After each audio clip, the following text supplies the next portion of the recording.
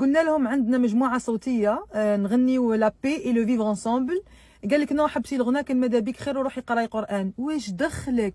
لما راه محتوى تاعها طبخ، راحت دارت لي كورس وجات حطت اللحم في البرمه تاعها بدات طيب. قالها اللحم هذاك حلال ولا ماشي حلال؟ واش دخلك؟ لما راه قاعده تحكي لهم عطاتهم دي زادريس تاع دي زيكول دو لونغ باش تدخل ولادها يقراو دي زيكول دو لونغ دو بروغراماسيون انفورماتيك من الصغر باش يتعلموا حوايج مفيده يلقاوهم في المستقبل.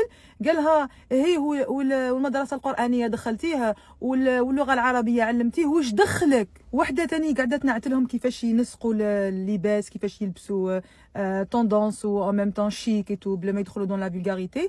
دروس كيفاش يلبسوا، بدا يدخلوا يفتيو عليها يقولوا لها لو كان غير درتي الحجاب خاطر راشي لا كذا ديري في حرام. واش دخلك؟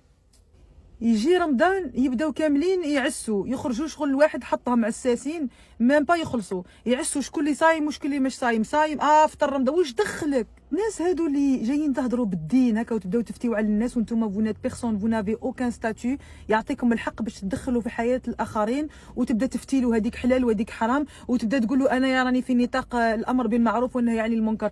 انت توني بيرسون، واحد ما حطك وصي. انا بيرسونيلمون ما نحتاج حتى واحد يجي لي ينصحني يقول لي انت ديري ولا ما ديريش، ولا انا ما كانش وصي بيني وبين ربي سبحانه. علاقتي الي ديريكت انايا بين ربي سبحانه، ما عنديش ان انترميديير.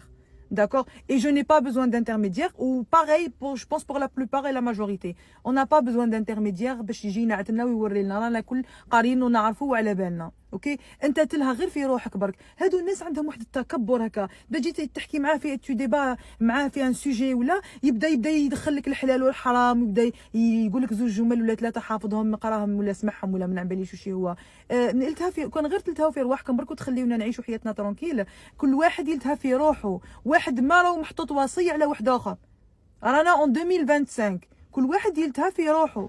كاين اللي يجي ثقيف يعرف يتكلم